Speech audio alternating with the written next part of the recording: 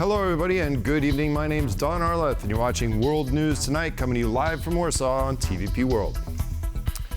The civilians of Ukraine brace themselves for increasing, unpredictable, and indiscriminate Russian attacks, with growing concerns over the consequences these strikes have on their safety, stability, and resilience.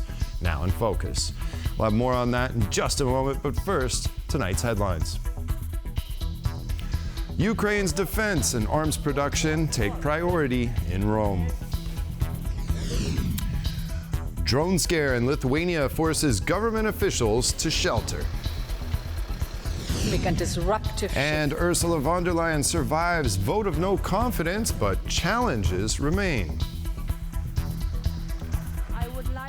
At least 2 have been killed and more than a dozen wounded as Russian forces attack the Ukrainian capital from all directions with drones and ballistic missiles for the second night in a row. Residents of Kyiv endured another sleepless night and are increasingly becoming uneasy about their safety as the attacks ramp up. Now let's go live to our correspondent Oz Chatterjee in Kyiv for more.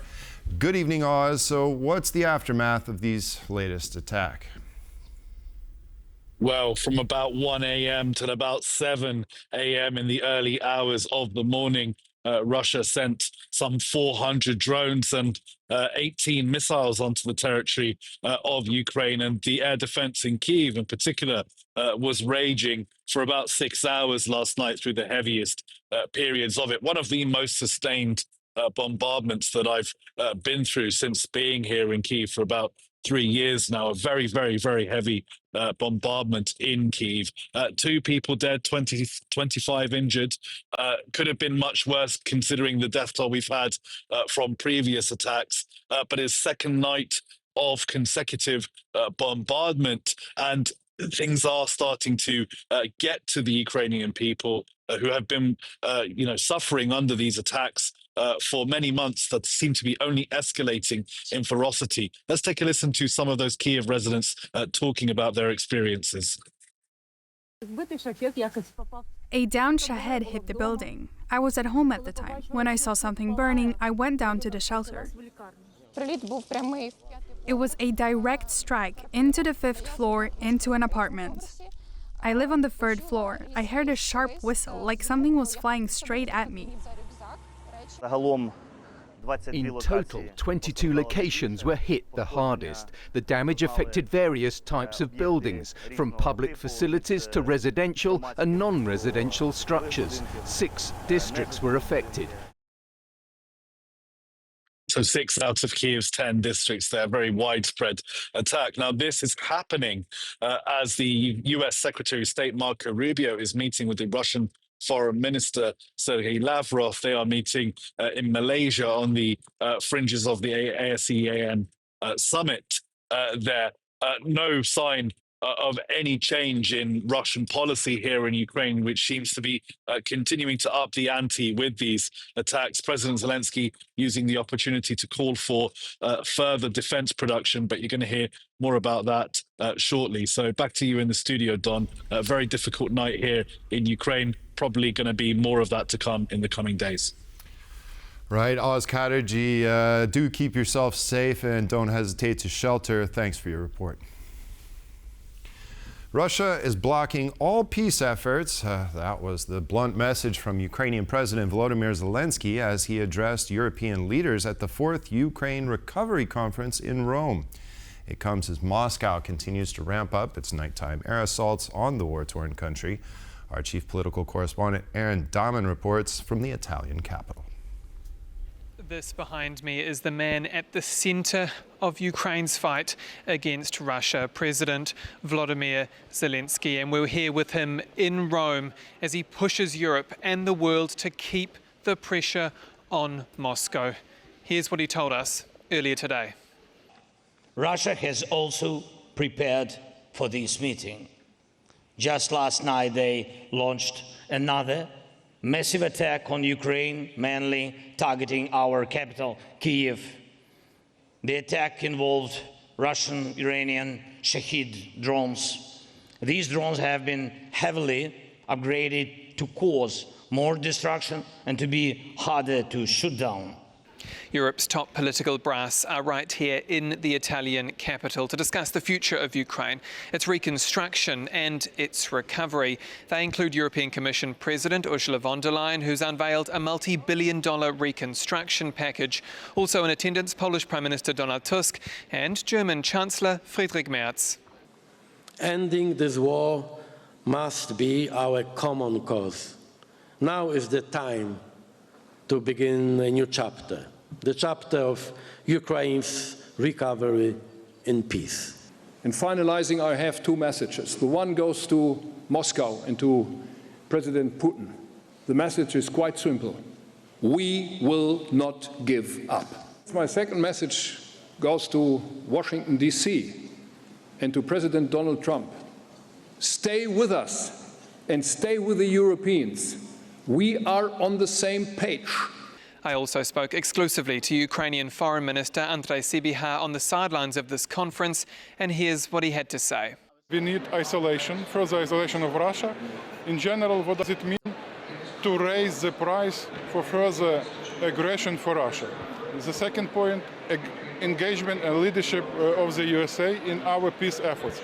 So we welcome peace efforts of President Trump, of American side. We need their engagement. And third point, to strengthen Ukraine.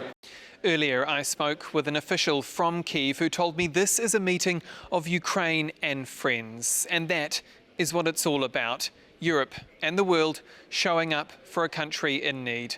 From Rome, I'm Aaron Darman for TVP World. As Europe prepares for a potential direct armed conflict with Russia by the end of the decade, maybe even sooner, the question of the continent's nuclear deterrence and coordination between Britain and France was in the spotlight in London today. A first-ever agreement was reached between the two countries, which allows for a joint response in the event of a nuclear attack. Our defense correspondent Zuzana Jurek has the details in this report. We're working to meet danger and uncertainty together with a show of force, a show of unity. I am delighted that this summit can first and foremost seal progress in terms of strategic culture and joint actions, but also allow us to go further on the capability front, including on more sensitive issues such as nuclear deterrence. This historic first for Britain and France comes amidst the growing threat to Europe, as pointed out by NATO Chief Mark Rutte in Berlin on Wednesday. This perception is underpinned by the ongoing Russian war on Ukraine.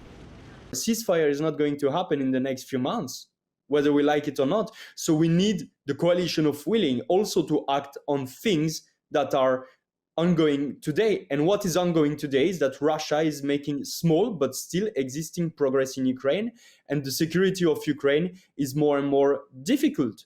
The countries have committed to increasing the production of Storm Shadow/Scalp cruise missiles, but it is the Nuclear Deterrence Cooperation, which will now include joint development, maintenance and even integration of London's strategic capabilities and Paris's tactical posture, that is of key importance. One side of the equation is, of course, the specter of Vladimir Putin using a tactical nuclear weapon in Ukraine or using a tactical nuclear weapon against an eastern flank nation like Poland. And the other side of the equation prompting this change and prompting this UK-French cooperation is Donald Trump and whether the Americans are ready to stand fully behind its nuclear posture. Britain is a member of NATO's nuclear planning group, and its arsenal is a component of the alliance's defense strategy. However, France, although also a member of NATO, has guarded its decision-making independence over nuclear weapons. We don't have time to lose these very important relations for Europe. And today, I hope that we will have the confirmation that UK and France are back together when it comes to positive and proactive cooperation. This cooperation is set to be developed under an upgraded 2010 Lancaster House Agreement. And that's about different conventional defence cooperation options between the United Kingdom and France. So essentially now we're adding a layer to that at the nuclear level in terms of maintenance of nuclear posture, in terms of modernization of that posture, and indeed, as I mentioned, in terms of integration of that posture. Significantly, though the two states' deterrence is to remain independent, they will now have the capacity to coordinate their responses. For TVP World, Zuzanna Jurek. And now to some unfriendly skies. A suspicious homemade aircraft launched from Belarus breached a Lithuanian airspace today, forcing government officials to seek shelter as it was mistaken for a Shahed drone. The small improvised aerial vehicle crashed along the border without further incident. However, a big question remains: will drones become a new tool in the hybrid war waged against EU countries by Minsk and the Kremlin? Kazimierz Wysiak reports. This is the drone that crashed into Lithuanian territory on Thursday morning from Belarus. It was flying at an altitude of about 100 meters, and the speed was around 50 to 60 kilometers per hour.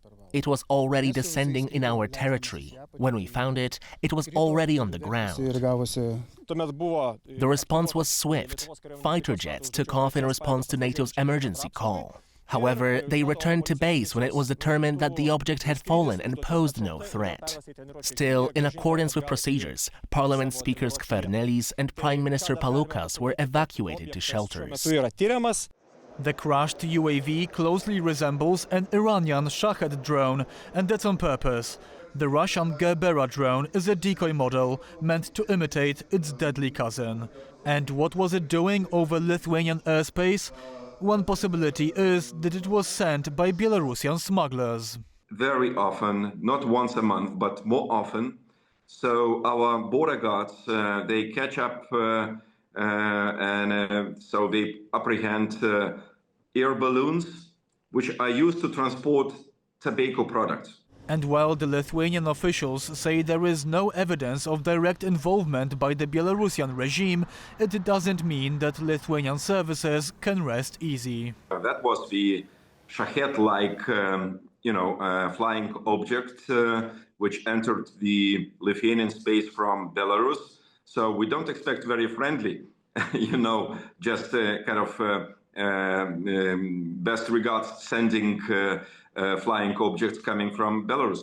Belarus, a de facto puppet state of Russia, has been constantly testing the borders of both Lithuania and Poland by sending waves of migrants to them as part of its hybrid war against the West.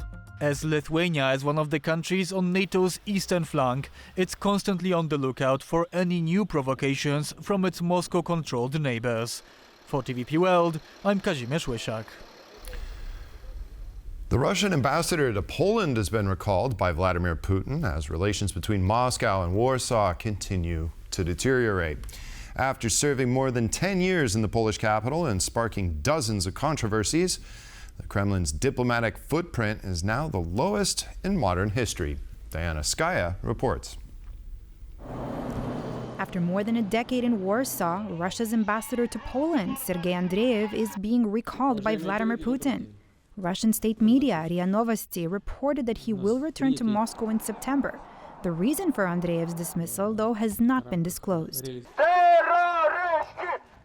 Andreev's mission in Poland has been marked by controversy since his arrival to Warsaw in 2014. His public appearances have often drawn backlash, like this controversial incident that made global headlines on May 9, 2022. The Russian diplomat was doused in red paint by anti-Russia protesters during a Victory Day ceremony in Warsaw as he attempted to lay a wreath at the Soviet soldiers' cemetery. In 2023, activists blocked him there once again. And in 2024, crowds heckled him during a wreath-laying ceremony in Pieniężno, shouting "murderer" and "traitor" while blaring anti-Kremlin songs. But Andreev remained defiant. It is sad that we have such a time in our relations, but we are confident in our truth and our victory. And now, in this situation, in the future, Russia always wins. Over the years, Sergei Andreev referred to Russia's invasion of Ukraine as a special military operation and was repeatedly summoned by Poland's foreign ministry. His appearances were often tied to flashpoints in Polish-Russian relations. from a deadly missile strike in Przewodów in late 2022 that killed 2 Polish citizens, to threats against Poland's ambassador in Moscow and rhetoric challenging Poland's borders in mid-2023, including Putin's claim that Stalin gifted Western Poland to the country. Tensions flared again in early 2024 when a Russian missile violated Polish airspace, an incident Andreev pointedly refused to clarify. His departure comes amid ongoing tensions after Poland closed the Russian consulate in Krakow over alleged sabotage. TVP World reached out to the Russian embassy for a comment but received no response. Although a new Russian ambassador is expected, the Russian Federation has yet to announce his name. Diana Skaya for TVP World. European Commission President Ursula von der Leyen has survived a rare censure vote in the European Parliament. While the veteran German politician is safe for now, the no-confidence bill, spearheaded by the hard right, raises questions as to whether she will remain unchallenged. Here's more from our EU correspondent Angela Skujins in Brussels. Days of political speculation and bitter infighting regarding the future of European Commission President Ursula von der Leyen boiled down to a matter of minutes. That is because the German veteran politician safely survived a censure bill in European Parliament in Strasbourg on Thursday. Now, at roughly noon, European Parliament President Roberta Metsola corralled roughly 500 MEPs in the hemicycle. Now, they were to vote on the future of that European Commission President, and in a matter of 4 minutes sealed her fate, guaranteeing that she and her 27 College of Commissioners would see out the remainder of their 5-year mandate. Most noticeably was the 100 or so MEPs that failed to show up to the vote at all. We know roughly 360 lawmakers voted to keep her in her position, with 175 voting to strip her of her powers. But most noticeably, von der Leyen was missing from the action herself, instead opting to show up at that Rome Ukraine Recovery Conference instead. However, she celebrated the win by spruiking it on social media platform X. In a moment of global volatility and unpredictability, the EU needs strength, vision, and the capacity to act. We need everyone to deliver on our common challenges. Together, as external forces seek to destabilize and divide us, it is our duty to respond in line with our values. Thank you, and long live Europe. Now, although Ursula von der Leyen safely survived the no-confidence vote, as was predicted, according to our estimates, roughly 30% of those 500 or so MEPs voted to strip her of her powers, leaving many questions regarding their confidence in her to head up the EU executive, that is the European Commission. Now, the MEP that was responsible for tabling this bill, the anti-vaxxing far-right Romanian MEP Gregory Pierre, he cited his reasons, stating concern over the secrecy of von der Leyen's secret text messages with the executive from Pfizer during the height of the COVID pandemic. He told Politico, that news organisation there, that he could lodge another censure bill against von der Leyen in the coming years. We also heard rumblings from the political left. They took to the lectern in the days leading up to this vote, stating their criticism regarding her party, that's the European People's Party, tilting further to the right to get bills across the line. But what is most important is that the Liberals and the Socials on the left, they are stating that Ursula von der Leyen's time may be up. This is the last straw. So who knows what the future of her mandate will look like and whether it will go unchallenged. Angela Skujins from Brussels for TVP World. The Ukraine Recovery Conference in Rome, Italy, wasn't just about reconstruction. As the war drags on, with Vladimir Putin showing no willingness or signs to stop his brutal war of aggression, there are more dire issues at hand before we can really start to deal with post-war issues. And now joining me to discuss the most important items of the day is former Ukrainian Minister of Economic Development and President of the Kyiv School of Economics, Timothy Milofanov. Hello, good evening, and thanks for joining us tonight. Now, to start off, I mean, we have this conference here, and, well, Zelenskyy has mentioned a Marshall Plan-style recovery plan, but before recovery, perhaps we should be back on the issue of a lend-lease or something to support Ukraine so that it can stop these aerial attacks that seem to be never-ending and somewhat, and so each day worse and worse. Yes, indeed. The theme here in Rome is there is no recovery without victory. Or in other words, if the war is not over, what kind of recovery are we talking about? Are we delusional here in Rome? You know, nice summer, maybe a hot summer, you know, a lot of bureaucrats, high-level politicians discussing billions of dollars, talking about the, you know, details of venture capital funds, investing in defense technology, investing in energy, investing in logistics, while people are being killed daily during attacks that Russia is waging, you know, with hundreds, soon maybe thousands of drones. So yeah, everyone is pretty much aware of it, but yet there is a little bit of sort of bilateral approach or very different approach. Sort of some people don't want to talk about the war still. Others are really pissed off, really upset that it's not the main theme of the conference. And rightfully so. I mean, we hear about this $10 billion equity fund, not dollar, but euro, 10 billion euro equity fund for Ukraine for post-war reconstruction, and, you know, all these leaders urging investment. But, you know, maybe we should get serious right now and figure out something in, like, tomorrow to start to rearm Ukraine to levels to where it can deal with these continued attacks. Yeah, for example, you know, I was moderating or co-moderating a session at one of the side events of the Ukraine Recovery Conference, and the original name of the session was Defense and Dual Use Technology. The organizers have asked explicitly to remove all the defense-related wording and even dual use and talk about emerging technologies and disruptive technologies. You know, if we can't even name the you know, use the, you know, call things what they are, what kind of things are we talking about? Yet others, for example, Poland or Germany or Netherlands, they are very, very clear about what they are talking about. So there is some kind of, you know, difference between more of like Southern Europe and Northern Europe. And Northern Europe demands to talk about the war. That includes Central Europe as well, of course. And then Southern Europe is a little bit, let's take it easy. Let's not use, you know, hostile language, you know. We are not violent. Well, you know, we're not violent, but you know, Russia is, and that's the reality. So yes, I think this equity fund will be used, in fact, for investments also into defense companies. So in reality, it's a mechanism which will help to stop the war. Right, and that's what we need to see immediately.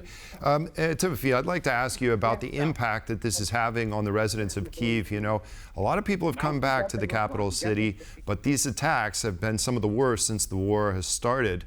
In your opinion, first of all, how is this affecting the local economy, people's ability to even show up at work after they spend all night in a bomb shelter? You know, what kind of impact is this having on the residents of Kyiv? So it's horrendous. It's very difficult. Different people have very different coping mechanisms. For example, today, as the president of the Kyiv School of Economics, I have written a message to all our staff, faculty, and students, saying that, okay, you know, take your time. Some people need a day or 2 or 3 off. Please do that. Others need to see friends. Please do that. Yet some others need to work harder. So people have very different response to it, almost evolutionary response. Some, you know, this fight or flight response, and you have to adjust, you have to adapt to what people need. But I would say the main important, the most important effect is mental health. People get traumatized, people learn to live with this trauma, people grow through this trauma, but the trauma is real. And I think civilians are on edge. At the same time, it also motivates them to be even more resilient. You know, for example, we just started, or at least, you know, Kyiv School of Economics is a part of a syndicate fund for air defense investments, and simply by announcing it, we get, you know, millions of dollars within days. So people respond by investing in defense, not just with words, but with their money. So I think it's a mixture of trauma and resilience.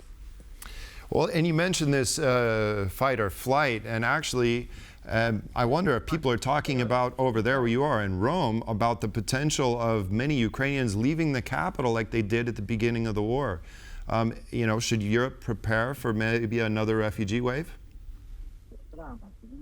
No, I don't think there's any realization about how large another wave of refugee crisis might be, and also the sort of industrial scale, in the words of General Kellogg, who spoke yesterday very eloquently about the war. So, you know, people simply do not understand. They kind of prefer not to think about it. In Ukraine, at the same time, I think it's very, very real. And some people are thinking about leaving if these attacks continue. There is that sentiment. So I think a refugee wave might be real. Might be real. Well, I'd like to ask you before we run out of time here about something happening, well, on the other side of the world. Of course, the U.S. Secretary of State meeting with Foreign Secretary Lavrov, and the meeting not being very well, the U.S. announcing frustration. We heard what Donald Trump said the other day in very colorful words. Are you more encouraged now that the United States might be entering into another side of this conflict and coming on to the light side, which is on the side of Ukraine? Yeah, so I think, you know, it's a humanity issue, and it's always good and dignified to take the right side, to be on the right side of history and simply do an ethically right thing. But you know, the U.S. is very pragmatic. The U.S. administration is very different from what the world is used to. Very different, to put it mildly. But the fundamentals are working here, and it looks like the United States administration is now seeing that Russia is not serious about the ending the war. It doesn't really care about killing both Russians and Ukrainians, and so I think President Trump is coming about and getting really frustrated and annoyed and angry, frankly, with President Putin. And I think this tendency will continue, and that would mean a strong support for Ukraine, or stronger support for Ukraine. But it also means that this testing of Putin, you know, the Putin testing Trump, has not really worked out in Russia's favor. Sure hasn't. Well, Timothy Molovanov, president of the Kyiv School of Economics, always appreciate having you on. Thanks for being our guest. And that concludes this edition of World News Tonight. Thank you all for joining us. Have a wonderful evening, and we'll see you next time. Good night.